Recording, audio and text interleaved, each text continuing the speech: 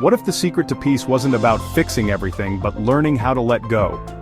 Welcome to the world according to Vic, where we grow, reflect, and find real-world ways to be better. Today we're talking about one of the most powerful tools for inner calm, disattachment. Not detachment like checking out of life, but disattachment. Choosing where you invest your energy and letting go of what doesn't serve you.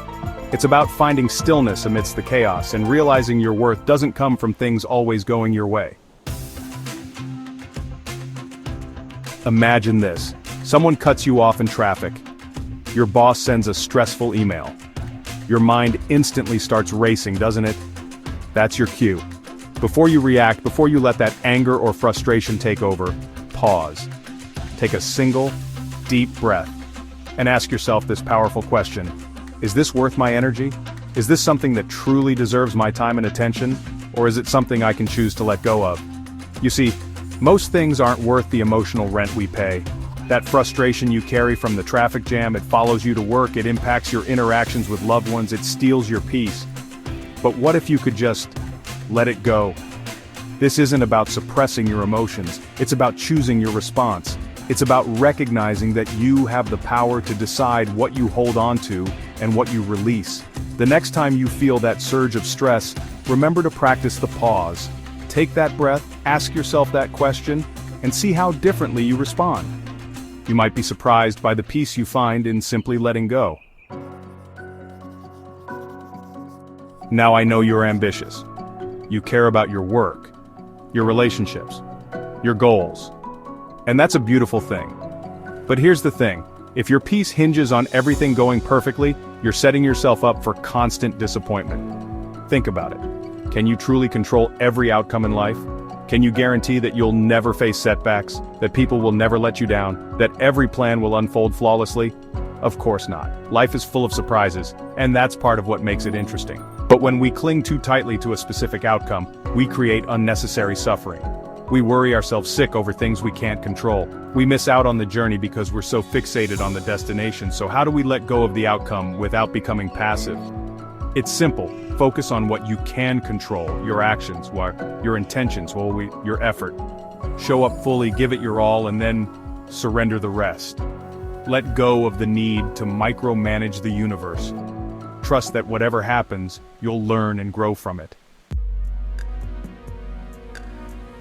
There's a beautiful teaching in Buddhism that compares the mind to the sky and our emotions to the weather. Just like clouds drift across the vast expanse of the sky, emotions, joy, sadness, anger, fear, naturally arise and pass through us.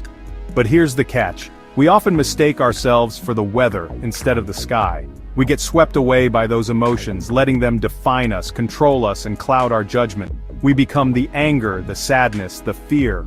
Disattachment in this sense is about learning to observe our emotions without becoming them. It's about creating space between ourselves and our feelings so we can choose how to respond rather than reacting impulsively.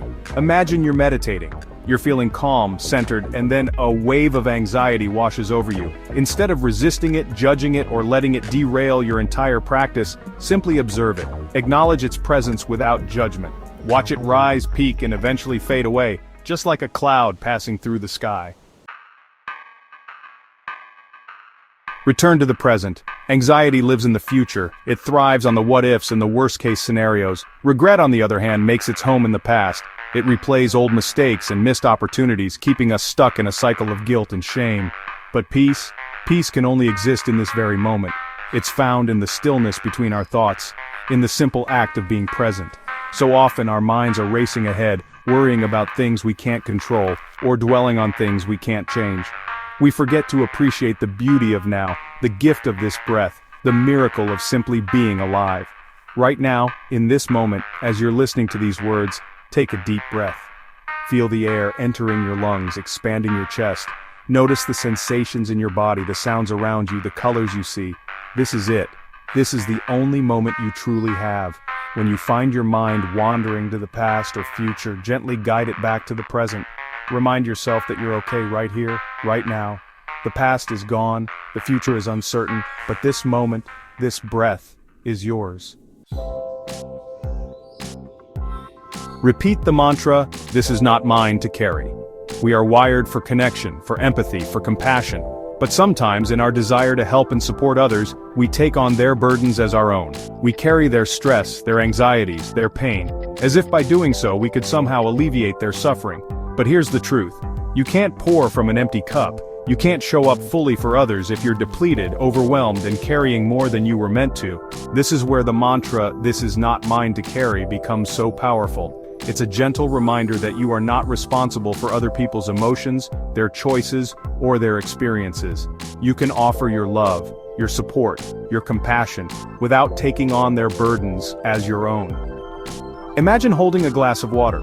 You can hold it for a little while without a problem, but if you hold it for too long, your hand will start to ache, your arm will grow tired. The same thing happens when we hold on to things that aren't ours to carry. We exhaust ourselves, both emotionally and mentally. So how do we practice this? Start by setting healthy boundaries. Learn to say no with love. Recognize that you can't control other people's actions or reactions, but you can control how you respond.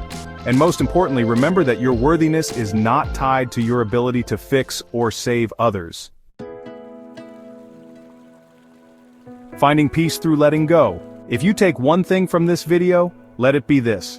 You don't have to control everything to feel peace. Let go of what doesn't serve you, and you'll create space for what does. Remember, disattachment isn't about becoming cold or uncaring. It's about choosing where you invest your energy wisely. It's about releasing the need to control and embracing the freedom that comes with letting go. Your turn. If this helped you, give it a like and share it with someone who needs a breath of peace today. Subscribe for more ways to grow stronger, softer, and wiser, one small step at a time. And tell me in the comments, what are you learning to let go of?